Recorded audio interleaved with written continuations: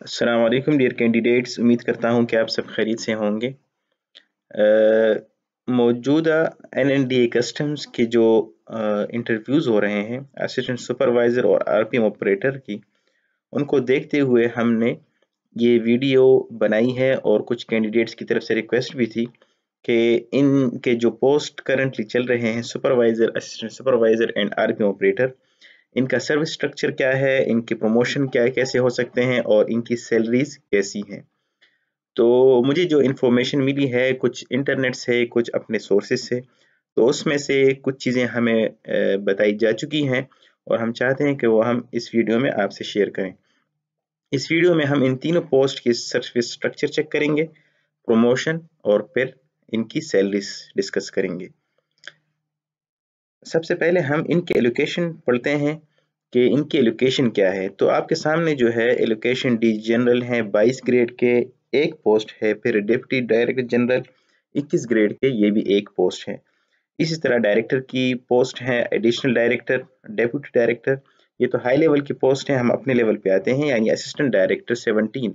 अगर आप देखें तो इसमें सिर्फ 3 पोस्ट हैं असिस्टेंट डायरेक्टर 17 और इस स्ट्रक्चर से ये वाज़ेह है कि सुपरवाइजर की जो नेक्स्ट प्रमोशन होगी वो असिस्टेंट डायरेक्टर में होगी। तो आप इस बात से अंदाज़ा लगा सकते हैं कि सुपरवाइजर के 24 सीट्स हैं और असिस्टेंट डायरेक्टर के ओनली 3 सीट्स हैं। तो ये बंदे 5 साल बाद जब प्रमोट होंगे तो सिर्फ 3 ही बंदे प्रमोट हो सकेंगे और इसी तरह जो बाकी 21 सुपरवाइजर्स रह जाएंगे वो उस पोस्ट पे रहेंगे। इसके अलावा अगर अभी रिसेंटली एक प्रमोशन बोर्ड भी हुआ है FBR का, जिनमें बहुत से लोगों को सुपरवाइजर की पोस्ट पे प्रमोट कर दिया गया है, या क्योंकि इसकी पॉलिसी ये है कि 50% प्रमोशन से आएंगे कैंडिडेट्स एंड 50%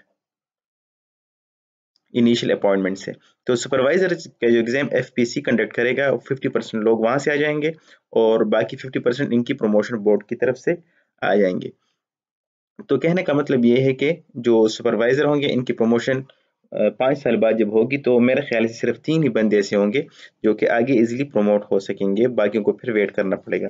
इसी तरह अगर हम असिस्टेंट सुपरवाइजर की बात करें तो एज पर पॉलिसी 5 साल BPS 14 में गुजारना ज़रूरी है, उसके बाद आप सुपरवाइजर BPS 16 में प्रमोट हो सकते हैं।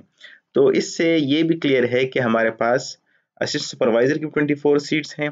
आगे जब 3 सुपरवाइजर असिस्टेंट डायरेक्टर बनेंगे तो हमारे पास असिस्टेंट सुपरवाइजर में से भी 3 लोग आगे चले जाएंगे और 21 असिस्टेंट सुपरवाइजर रह जाएंगे। फिर इस तरह 130 में से सिर्फ 3 ही आगे प्रमोट हो सकेंगे, यानी ये 3-4 का रेशो ही चलता रहेगा और इसमें 5 साल का अरसा गुजरता रहेगा। तो इससे ये वाज़ेह है कि इनकी स्टैब्लिशमेंट आगे बहुत कम है। तो मुझे ये लग रहा है, मेरा पर्सनल एक्सपीरियंस ये कहता है कि प्रमोशन के इश्यूज बन सकते हैं। हाँ, टाइम पे स्केल जो है वो एक अलग चीज़ है, लेकिन प्रॉपर प्रमोशन जो है वो इस इस्टेब्लिशमेंट से ये नज़र आ रहा है कि ये थोड़ा सा टाइम कंज्यूमिंग होगा।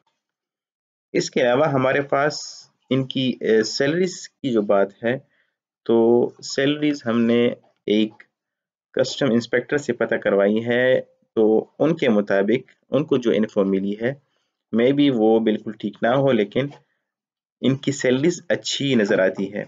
सुपरवाइजर की वो इनिशियल पे along with all allowances 75,000 की बता रहा है, असिस्टेंट सुपरवाइजर की along with all allowances 61,000, whereas RPM operator BPS 11 की 52,000। ये सैलरीज फेडरल गवर्नमेंट के जो BPS 16, 14 एंड 11 की जो सैलरीज हैं उनसे ये ज़्यादा हैं।